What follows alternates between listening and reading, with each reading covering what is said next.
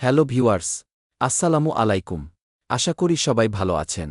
Viewers, আজকে আমরা আলোচনা করব মেলাসিন ক্রিম নিয়ে। মেলাসিন ক্রিম সাধারণত ত্বকের দাগ নিরাময়ের জন্য ব্যবহার করা হয়।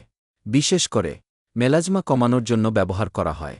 এতে সাধারণত হাইড্রোকুইনন থাকে, যা ত্বকের কালো দাগ হালকা করতে সাহায্য করে। মেলাসিন ক্রিম ব্যবহার করা হয় যেমন: ১. মুখের কালো দাগ মেলাসমা। ২. ব্রণের দাগ অ্যাকনে স্কার্স। ৩. সানট্যান বা রোদে পোড়া দাগ। ৪. বয়সজনিত কালো দাগ এইজ স্পটস। ৫. ত্বকের অসম রং ইউনিভেন স্কিন টোন।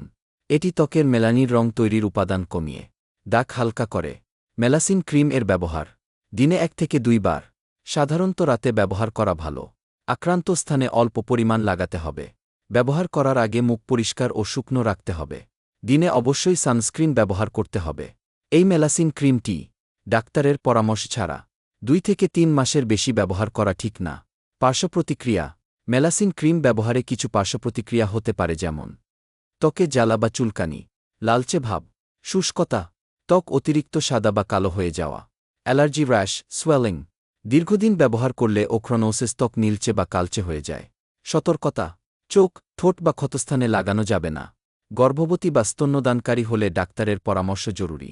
সূর্যের আলো এড়িয়ে চলা দরকার। সেন্সিটিভ স্কিন হলে আগে প্যাচ করা উচিত।